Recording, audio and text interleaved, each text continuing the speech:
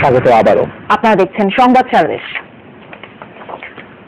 সুন্দরবন থেকে বঙ্গোপসাগর অবাধ বিচরণ ভয়ঙ্কর জলদস্যুদের। যৌথ বাহিনীর অভিযান চললেও থেমে নেই জেলে অপহরণের ঘটনা, বরং দিনকে দিন বাড়ছে দৌরাত্ম্য। সে সাথে বড় হচ্ছে মুক্তিপণের অঙ্ক।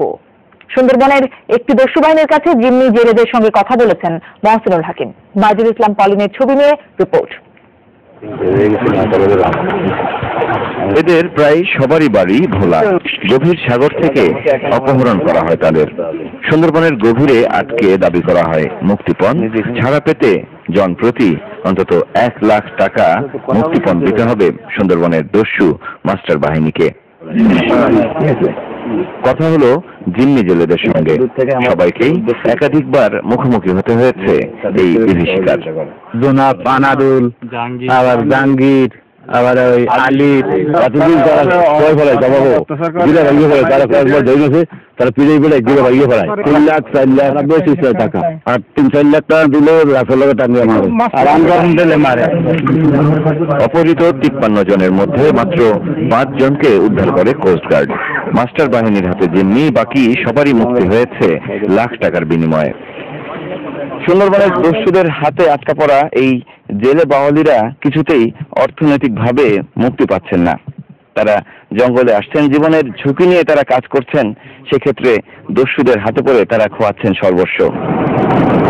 গভীর সাগরেই ডাকাতদের উৎপাত বেশি, তবে সুন্দরবনের নদী খাল থেকেও অপহরণের ঘটনা ঘটছে প্রায়।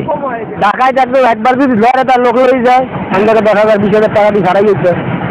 তাহলে আপনার থাকে কি? ওই ঢাকায় ধরলে থাকে না। ছোট বড় মিলিয়ে সুন্দরবন জুড়ে এমন দস্যু বাহিনীর সংখ্যা ডজন দেড়েক। প্রতিটি বাহিনীর সদস্য সংখ্যা 8-10 জন থেকে শুরু করে 80-90 জন, সশস্ত্র প্রত্যেকেই।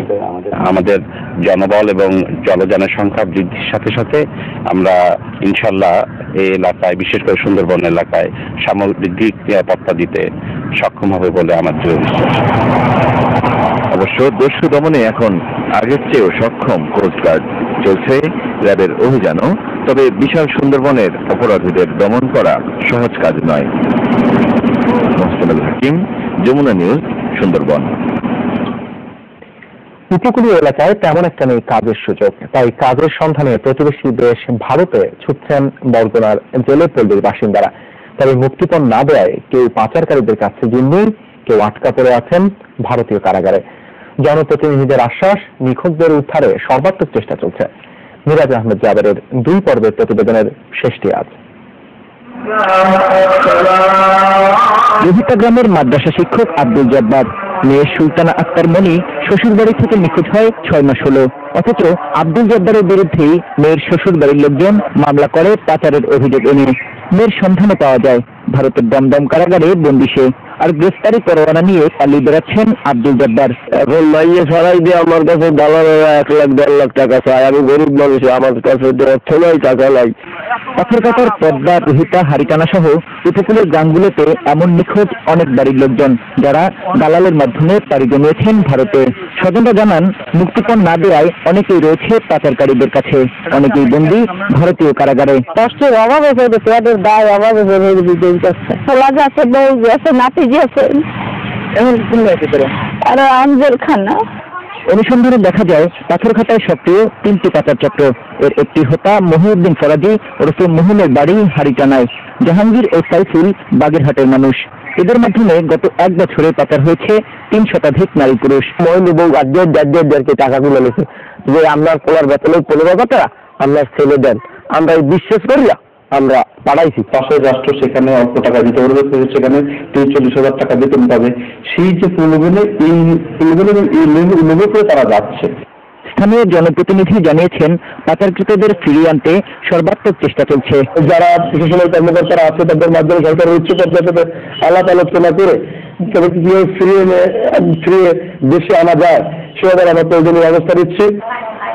দক্ষিণ চরদিয়ানি গ্রামের বেলায়েত গাজীর এই শূন্য ভিটেই বলে দেয় পাথরঘাটা উপজেলার 300 মানুষের বর্তমান অবস্থা, যারা দালালদের প্রলোভনে পাড়ি জমিয়েছেন পার্শ্ববর্তী দেশ ভারতে, হচ্ছেন নির্যাতনের শিকার।